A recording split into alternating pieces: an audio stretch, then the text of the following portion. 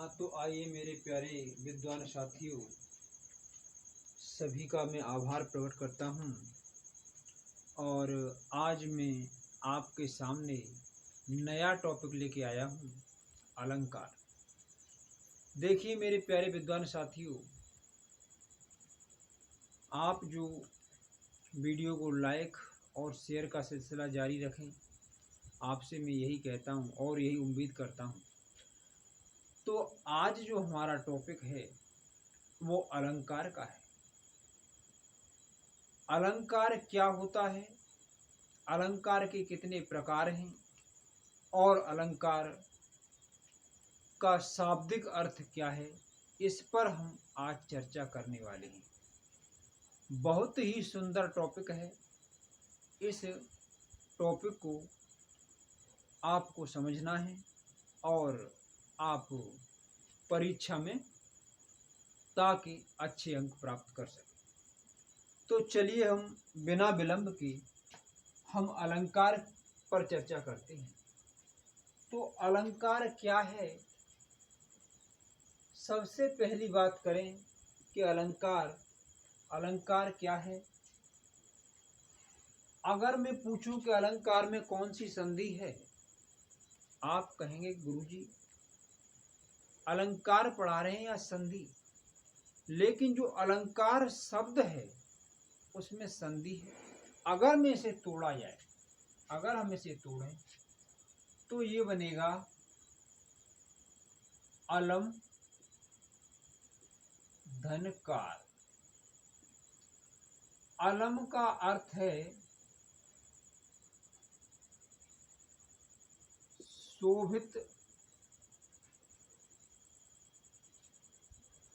शोभित करना। कार का अर्थ है करने वाला, शोभित या सुंदर। कार का अर्थ है करने वाला। तो इस पूरे का अर्थ हो गया शोभित करने वाला या सुंदर करने वाला। सुंदर करने वाला अर्थात जो अलंकृत करे वही क्या है। अलंकृत का मतलब है शोभायमान करना, अर्थात जो शोभित करे, जो शोभायमान करे वही क्या है, अलंकार है। जो शोभित करे अर्थात अलंकार की परिभाषा जाने तो ये है कि काव्य की सुंदरता बढ़ाने वाले। यानी अलंकार का क्या मतलब है, जो काव्य में सुंदरता उत्पन्न करता है। जिस प्रकार से स्त्री पुरुष की शोभा बढ़ाते हैं गहने, और अलंकार का दूसरा अर्थ एक गहना भी है, आभूषण।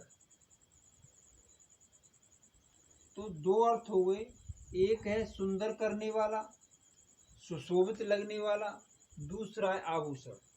तो अलंकार के अर्थ की बात करें तो दो अर्थ हो गए। आभूषण, आभूषण का भी वही कार्य है और सुंदर करने वाला, इसका भी वही अर्थ है।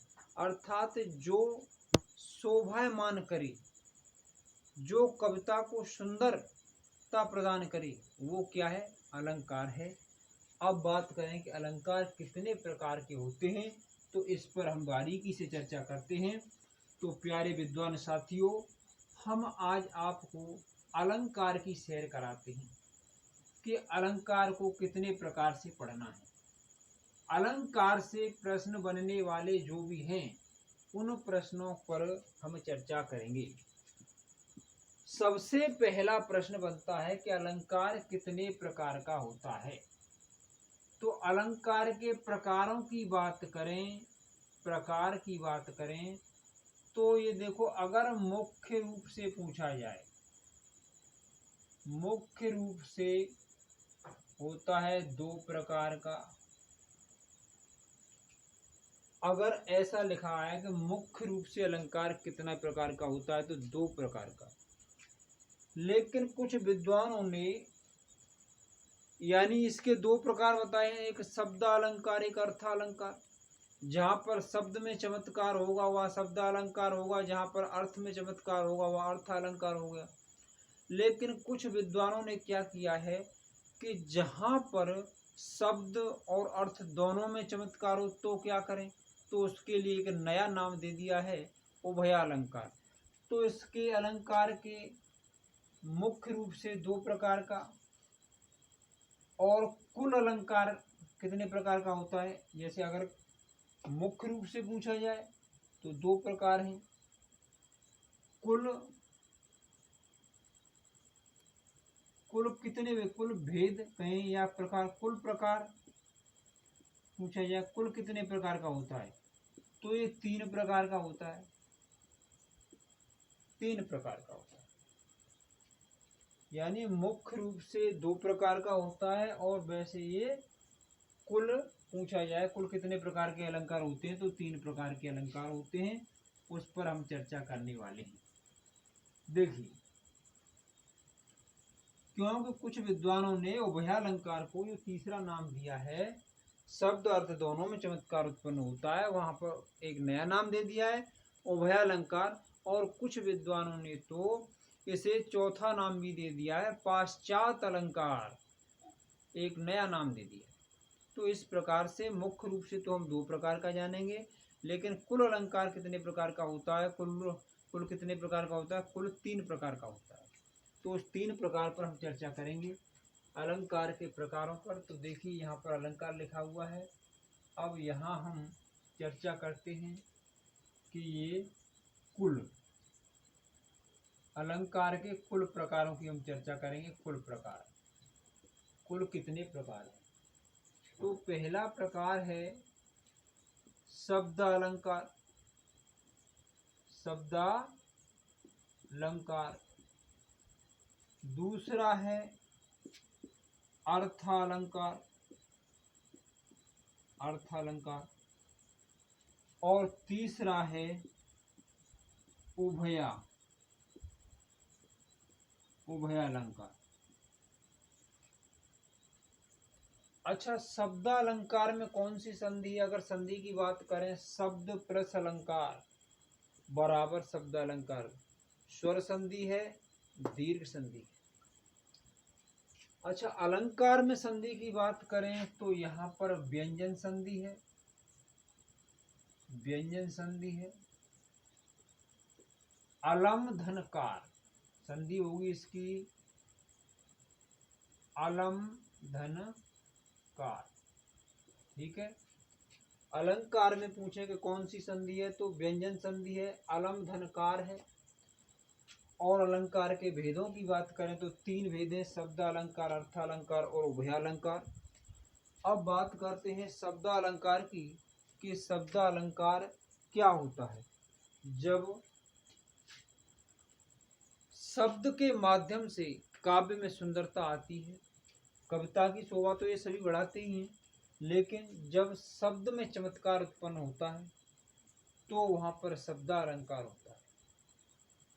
अर्थालंकार, जब अर्थ के माध्यम से कविता की सुंदरता बढ़ती है तो वहां पर अर्थालंकार होता है।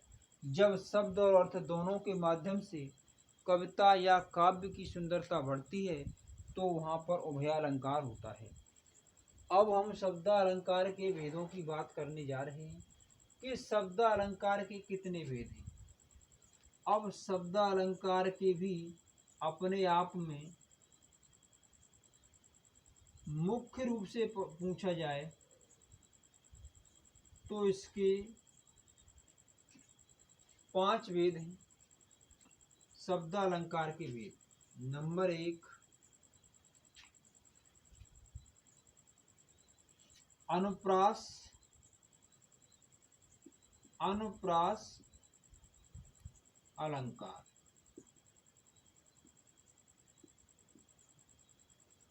दूसरा है यमक अलंकार, यमक अलंकार।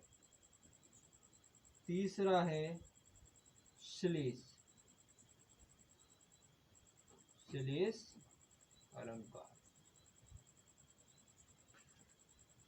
ये 3 हैं। इसके अलावा 2 और हैं,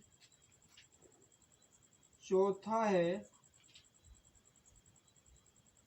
वक्रोक्त अलंकार, और पांचवा है वीप्सा अलंकार।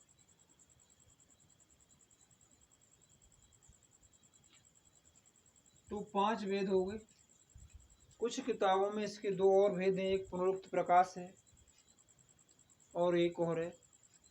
तो इस प्रकार इसके 7 भेद भी बताते हैं, तो कोई निश्चित नहीं है, लेकिन मुख्य यही है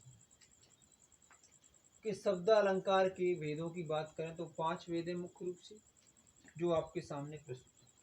अब हम अनुप्रास अलंकार पर बात करते हैं। अनुप्रास अलंकार क्या है? इस अनुप्रास अलंकार की बात करें तो अनु का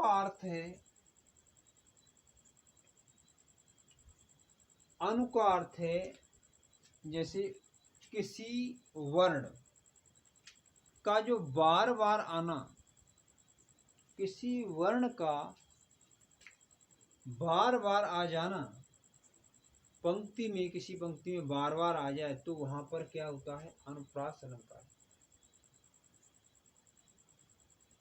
जब कोई वर्ण एक से अधिक बार आता है, जब कोई शब्द या जब कोई शब्द भी आ सकता है यहाँ, और शब्द समूह यानी एक वाक्य भी आ सकता है एक से अधिक बार।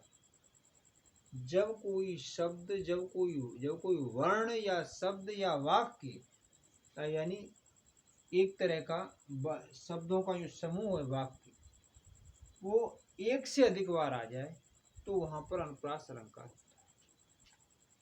पहले हम वर्ण की बात करेंगे। जब हम अनुप्रास अलंकार के भेद पढ़ेंगे तो वहां पर एक होगा आपका लाटा अनुप्रास। उसमें पूरा वाक्य खंड को दोहरा दिया जाता है, लेकिन उसके अन्वय में अंतर होता है, तो वहां लाटा अनुप्रास होगा। तो उसे हम पढ़ेंगे। तो अनुप्रास अलंकार के भेद हम पढ़ते हैं कि अनुप्रास अलंकार के कितने भेद हैं, इसे आप देखिए। अनुप्रास अलंकार के 5 भेद हैं। उन 5 भेदों पर हम बारी बारी से चर्चा करते हैं। अनुप्रास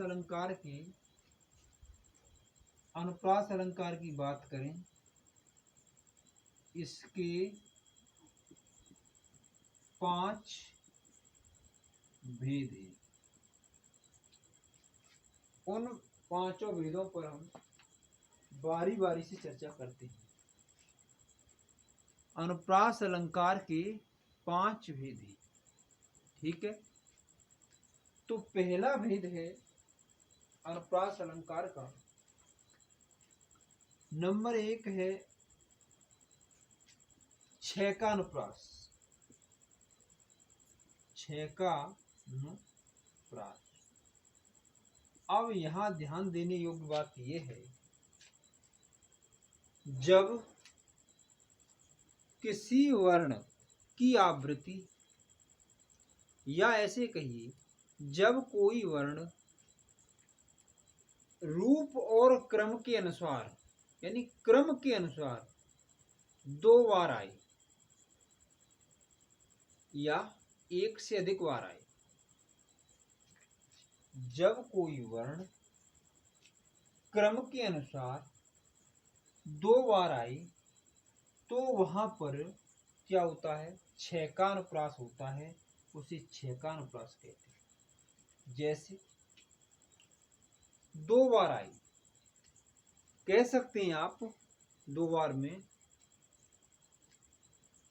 वहां पर छेकानुप्रास होगा, यानी क्रम से आना चाहिए। जैसे मान लो एक शब्द है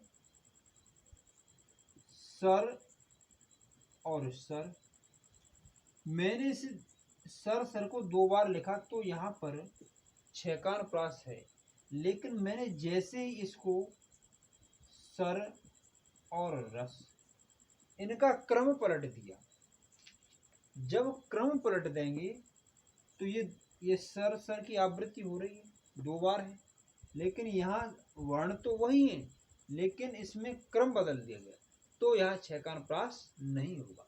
तो कहने का मतलब ये है छेकानुप्रास वहाँ होता है जहाँ पर क्रम से कोई वर्ण 2 बार आता है, वहाँ छेकानुप्रास होता है। जैसे उदाहरण लें आप कि उसकी मधुर मुस्कान, उसकी मधुर मुस्कान, उसकी मधुर मुस्कान किसके हृदय में नहीं,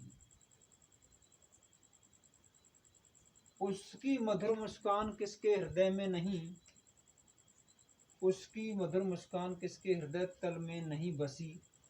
तो यहाँ पर मधुर और मुस्कान यानी म और म वर्ण की आवृत्ति क्रम से हो रही है, तो यहाँ पर क्या होगा, छेकानुप्रास होगा।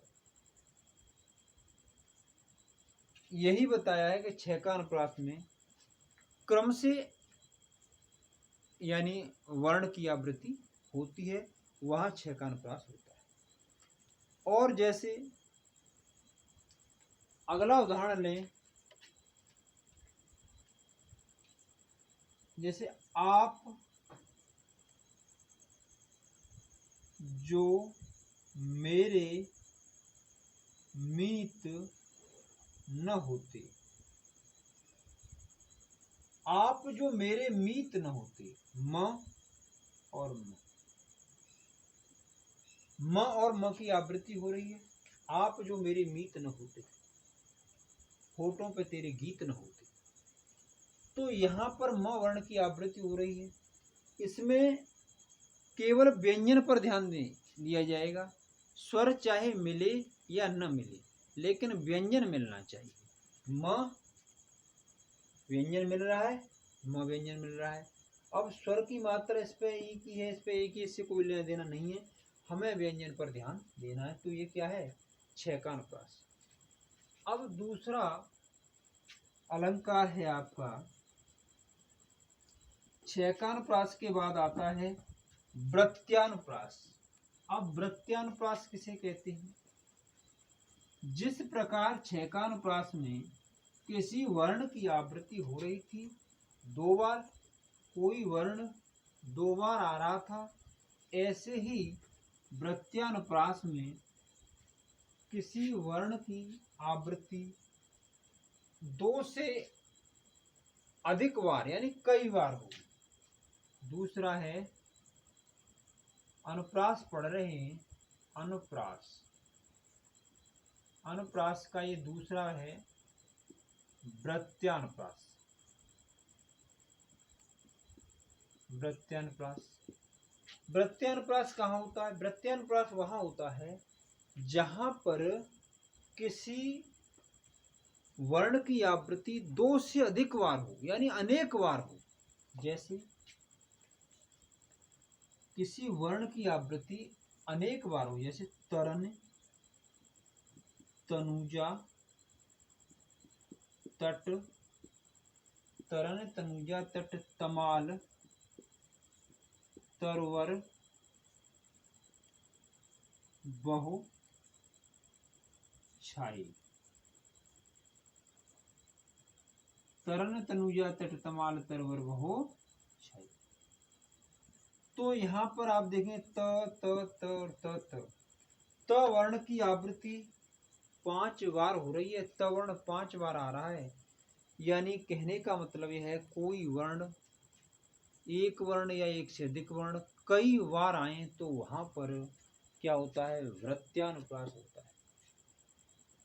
जैसे भूर भूर भेदभाव भूमि से भगा दिया, भूर भूर भेदभाव भूमि से भगा दिया, भ वर्ण की आवृत्ति हो रही है। बाकरपुर के बाकीगंज में बनवारी लाल बनियान निवास करता है। तो ब वर्ण की आवृत्ति हो रही है। तो यहाँ वृत्त्यानुप्रास है। वृत्त्यानुप्रास के बाद तीसरा है श्रुत्वानुप्रास।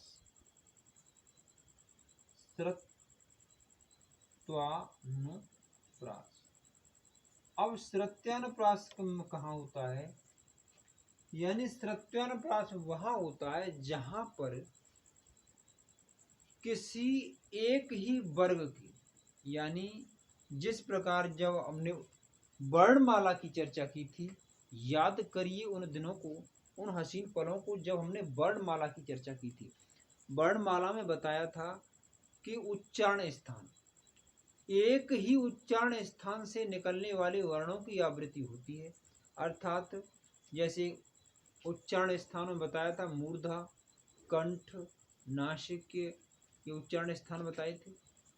वो जब ऐसे वर्ण होते हैं जो एक ही उच्चारण स्थान से निकलते हैं, एक ही वर्ग के होते हैं, एक ही वर्ग के वर्णों की आवृत्ति होती है, एक ही वर्ग के वर्ण आए, आवृत्ति हो या न हो, एक ही वर्ग के वर्ण आए, तो वहां पर क्या होता है? श्रुत्वानुप्रास होता है। श्रुत्वानुप्रास होता है। जैसे दिना ता दिन धान, जैसे ता दिन धान, ता दिन धान, ता दिन धान, दीन धन धरनी। तो कहने का मतलब ये है, इसमें ता दिन दान, ता दिन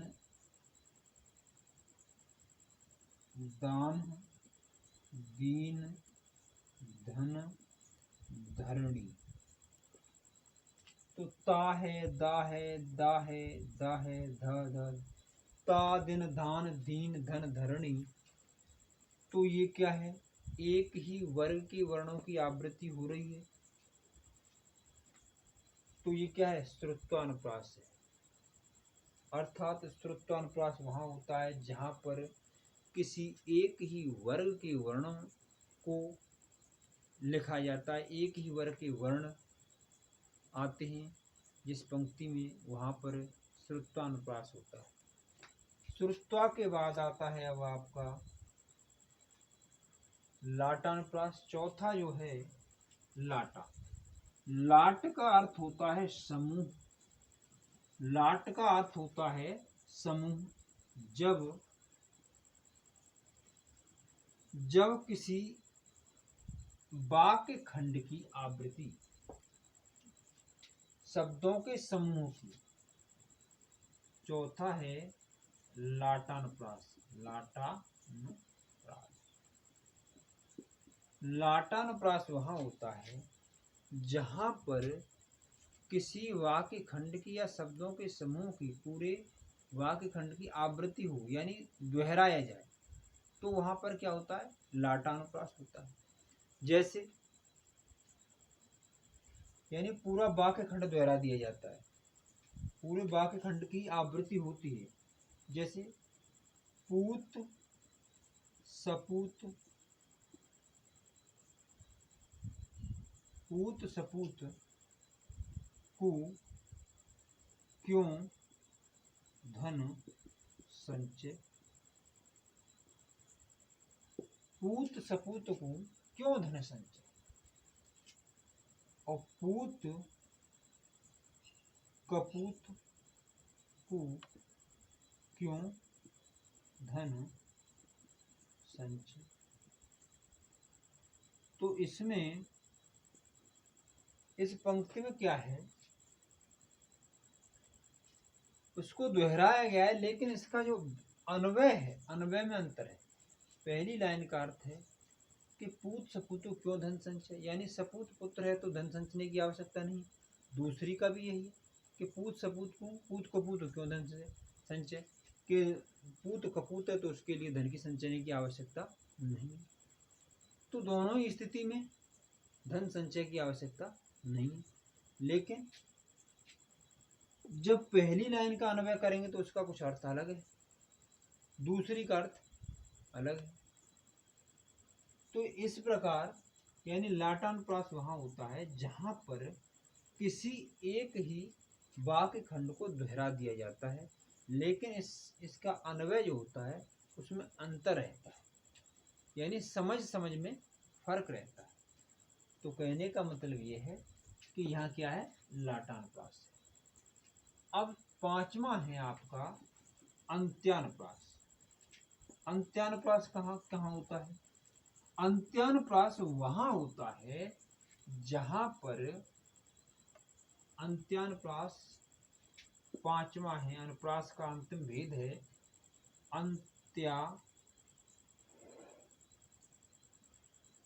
अंत्यानुप्रास।